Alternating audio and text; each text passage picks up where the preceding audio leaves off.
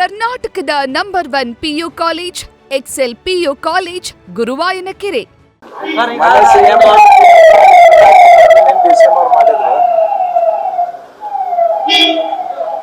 ಹಿರಿಯ ಸಚಿವರಾಗಿ ಹಿರಿಯ ಕಾಂಗ್ರೆಸ್ ನಾಯಕ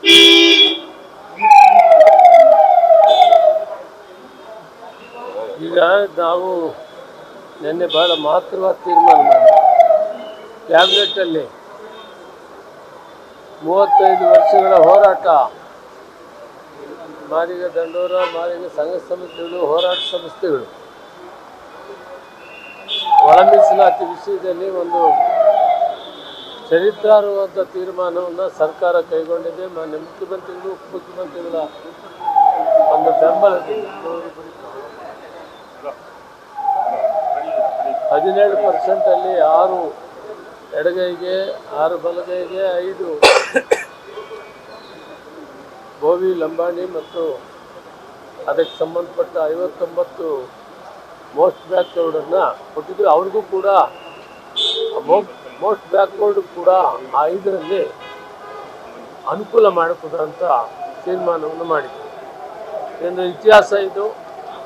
ನಾಳೆ ಸೋಮವಾರ ಮಂಗಳವಾರ ಅಸೆಂಬ್ಲಿಯಲ್ಲಿ ಕೂಡ ಪಾಸ್ ಆಗ್ತದೆ.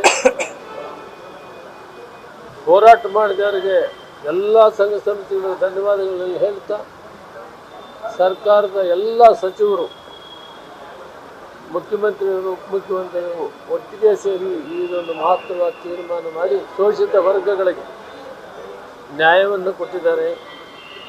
ನಾನು ಆ ಸಮಾಜದ ಮುಖಂಡನಾಗಿ ಅವರೆಲ್ಲರಿಗೂ ಧನ್ಯವಾದಗಳನ್ನು ತಿಳಿಸ್ತೇನೆ. ಜೊತೆಯಲ್ಲಿ ಆಹಾರ ಇಲಾಖೆಯಲ್ಲಿ ಸುಮಾರು ಮೊಟ್ಟ ಮೊದಲು ರಾಜ್ಯ ಕರ್ನಾಟಕ ಸರ್ಕಾರ ಮಾನ್ಯ ಮುಖ್ಯಮಂತ್ರಿಗಳ ಮಾರ್ಗದರ್ಶನದಲ್ಲಿ ಆಯವ್ಯಯದಲ್ಲಿ ಮಂಡಿಸಿದರು.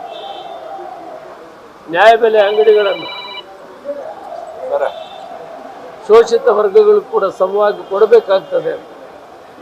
ಸುಮಾರು 20,000ಗಿಂತ ಹೆಚ್ಚು ನ್ಯಾಯಬೆಲೆ ಅಂಗಡಿಗಳಿದ್ದು 24% ನ್ಯಾಯಬೆಲೆ ಅಂಗಡಿಗಳನ್ನು SC ST ಕೊಡುವಂಥ ಒಂದು ನಿರ್ಣಯವನ್ನು ಕೂಡ ಮೊಟ್ಟ ಮೊದಲು ಮಾಡಿದ್ದೇವೆ. ಅದರ ಪ್ರಕಾರ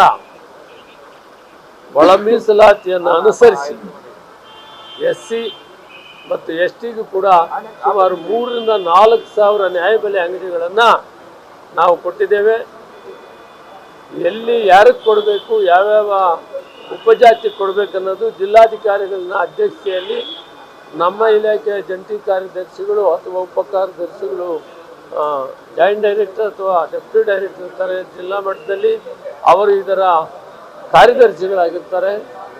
ಮತ್ತು SC ಇಲಾಖೆ, ST ಇಲಾಖೆ ಮತ್ತು ಪ್ಲಾನಿಂಗ್ ಇಲಾಖೆಯವರು ಸೇರಿ ಇದನ್ನು ಪ್ರಕ್ರಿಯೆ ಶುರುವಾಗಿದೆ. ಈಗಾಗಲೇ ಜಿಲ್ಲಾಧಿಕಾರಿಗಳಿಗೆ ಆದೇಶವನ್ನು ಕೊಟ್ಟಿದ್ದಾರೆ.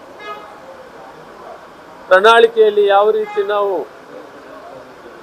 ಸಮಾಜದ ಶೋಷಿತ ವರ್ಗಗಳಿಗೆ ನ್ಯಾಯ ಕೊಡ್ತೀವಿ, ಒಳ ಮೀಸಲಾತಿ ಕೊಡ್ತೀವಿ, 24%ಗೆ ಸಾಕಷ್ಟು ಹಣವನ್ನು ಒದಗಿಸ್ತೀವಿ ಅಂತ ಹೇಳಿದರು.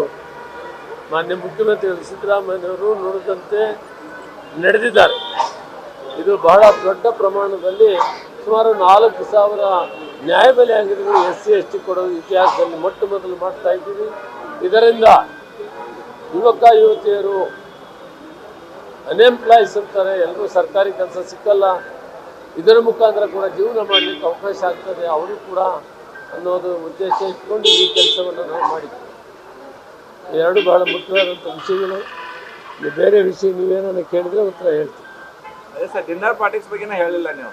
ಯಾವ ಡಿನ್ನರ್? ನಿನ್ನೆ ಮೊನ್ನೆ CM ಮಾಡಿದ್ರು, ನಿನ್ನೆ DCM ಅವ್ರು ಮಾಡಿದ್ರು. ಡಿನ್ನರ್ ನಡೀತಾನೆ ಇರ್ತದೆ. ಅವ್ರು ಕರೆದ ಹೋಗ್ತೀವಿ, ಇವ್ರು ಕರೆದ ಹೋಗ್ತೀವಿ. ಡಿನ್ನರ್ನಲ್ಲಿ ಏನಿಲ್ಲ. ಅವರಿಬ್ಬರು ಸೇರಿ, ಅವರು ಬ್ರೇಕ್ಫಾಸ್ಟ್ ಇಬ್ಬರು ಸೇರಿ ಮಾಡ್ಕೊಂಡಿದ್ದಾರೆ. ಅವರು ಒಗ್ಗಟ್ಟಾಗಿದ್ದಾರೆ. ಹೈಕಮಾಂಡ್ ಕಾಯ್ತಾ ಇದ್ದಾರೆ. ಹೈಕಮಾಂಡ್ ಏನು ತೀರ್ಮಾನ ಹೇಳಿದ್ರೆ ಅದಕ್ಕೆ ಅವರು ನಾವೆಲ್ಲ ಬದ್ಧವಾಗಿ. ನ್ಯೂಸ್ ಫಸ್ಟ್, ನಿರ್ಭೀತಿಯಿಂದ ನಿಮ್ಮ ಪರವಾಗಿ.